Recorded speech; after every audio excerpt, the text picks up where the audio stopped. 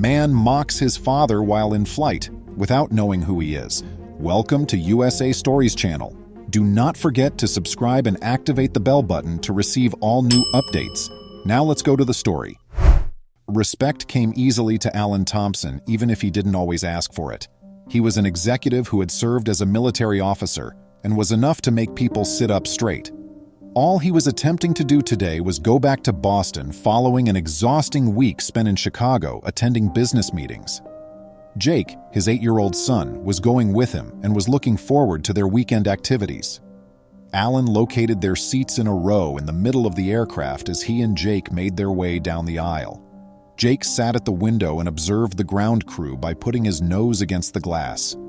In the hopes that they might be lucky and have a little more room, Alan took a seat in the center, leaving the aisle seat unoccupied. A man in his mid-40s came over a few minutes later, puffing slightly as he got to the overhead bin. With a loud thump, he settled his suitcase into the seat and shifted uncomfortable right away. Alan gave him a quick glance and a courteous nod, but all he got was a chilly look.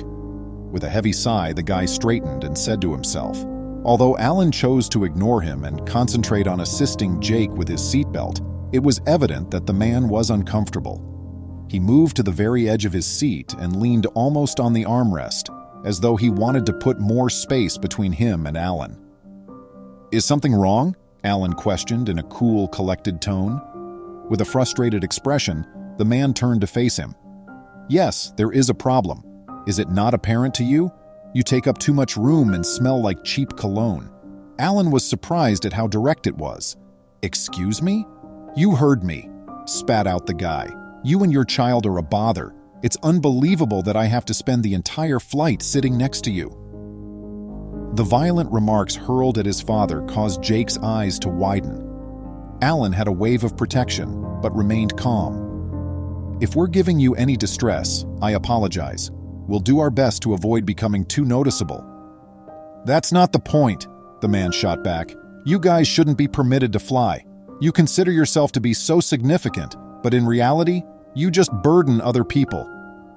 Alan sensed the growing anxiety, his son's eyes remaining wide and perplexed. The other passengers began to notice the discussion as the plane filled up. Sensing that things may get out of hand, one of them, a young lady called Lisa who was seated in a row behind, pulled out her phone and started to record. Alan inhaled deeply. "Look, our only goal is to reach our home. This type of action is not necessary." The guy leaned forward, contorting his disdainful expression. "Do you really believe that wearing a suit and owning an ostentatious watch makes you superior to everyone else? You're not, though. With a child who most likely doesn't even know who his true father is, you're simply an adulterous brat." Alan felt the remark like a kick to the stomach, but before he could say anything, a hard hand closed over his shoulder. He looked over and saw a big man with a serious expression looming over him. "Sir," the guy remarked, looking directly at the displeased traveler, "I must beg that you please stop being so agitated. Your actions are not appropriate." Startled, the man looked up. "Who the hell are you?" "I'm a police officer," the man said, revealing his badge, "and I don't put up with harassment. I've been recording everything I've heard of your abuse." The impolite passenger's face lost all of its color. He turned to look around and saw that a number of other passengers were now observing and documenting the altercation. His bravado soon subsided, giving way to a twitch of nervousness. Alan saw the man's response and experienced a mixture of relief and validation. The power dynamic had radically changed as a result of the police officer's involvement. Jake pulled at his dad's cuff. "Dad, what's happening?" Alan gave his kid a comforting grip on the hand. "Jake, don't worry. The individual is now receiving attention after simply acting rudely." The policeman looked back at Alan. "Are you okay, sir?" Alan gave a nod. "Yes, I appreciate that. Thank you for your assistance." The officer took another look at the impolite passenger. "I propose that you express regret to this man and his child. If not, we may need to involve the airline personnel, and you may be asked to leave this aircraft." The man's arrogance had completely vanished. He gave a halting, half-hearted apology without looking directly at Alan. After glaring at him, the officer nodded to Alan and walked back a few seats to his seat. The flight attendants were getting ready to take off as the plane was now completely boarding. Alan turned to face his kid, who was still in shock from the incident. He said, "It's all over now, buddy. Let's just enjoy the flight."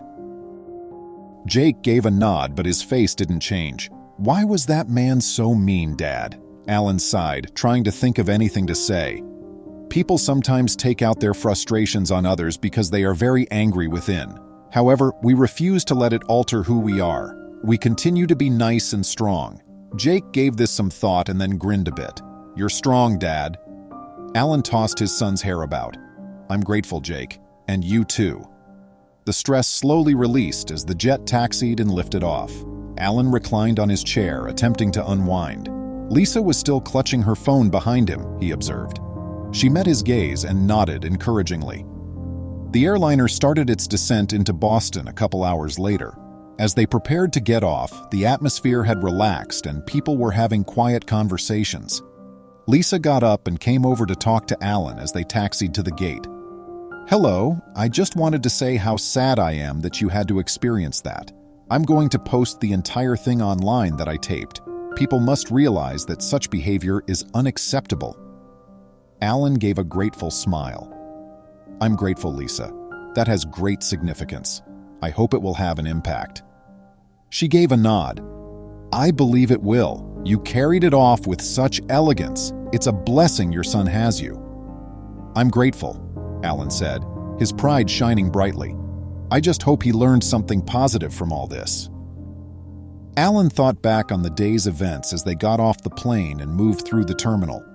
He felt thankful, yet tired at the same time. The off-duty officer's involvement and the passengers' support had transformed what could have been a traumatic event into a teaching moment about compassion and resiliency. Once they got home, Alan put Jake to bed, who was already tired from the long day. In a whisper, "Good night, buddy." He brushed a stray hair off of Jake's forehead. "Good night, Dad," a half-drowsy Jake said. With a gentle shut, Alan went to his own room.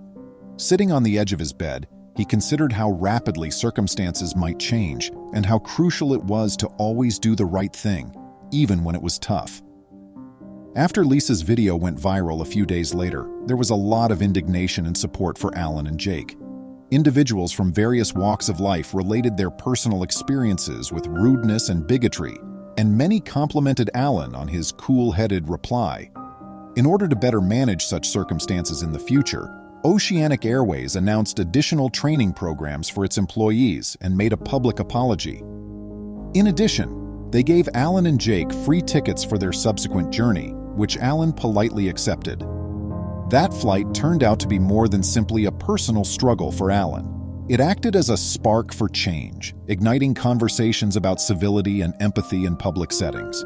It served as a reminder to everybody that confronting rudeness and discrimination, no matter how little the act may appear, can have a noteworthy impact.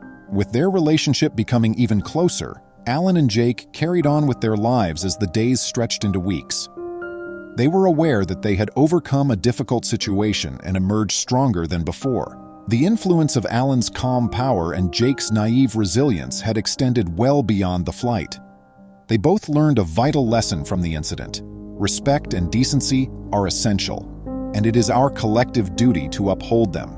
It also served as a reminder of the strength of community and the ability of strangers to band together in unexpected ways to support and defend one another. And so Alan and Jake continued their trip, their tale acting as a ray of hope and a constant reminder of the value of standing up for what is right, wherever it may lead. Alan Thompson's interaction on the airplane teaches us the value of speaking out against discrimination and bullying. Along with the assistance of other passengers and the involvement of an off-duty police officer, Alan's cool-headed and collected response to the disrespectful passenger demonstrates the strength of the community in battling injustice. The narrative emphasizes that respect and dignity are essential human rights and that it is everyone's duty to uphold them in all circumstances. It also demonstrates how deeds of kindness and unity may turn traumatic circumstances into potent teaching moments for empathy and resilience. Alan's tale serves as a reminder to not let other people's negativity dictate how we behave. Instead, we may promote a more welcoming and courteous atmosphere by remaining composed and advocating for others as well as ourselves. Have you ever seen or been in an instance when someone was treated unfairly? What was the outcome of the encounter, and how did you react? Post your ideas and anecdotes in the comments section below. Please remember to subscribe to our channel, give us a thumbs up, and turn on the notification bell so you won't miss any of our videos. If you enjoyed the tale, the next video that plays on your screen will probably move you too.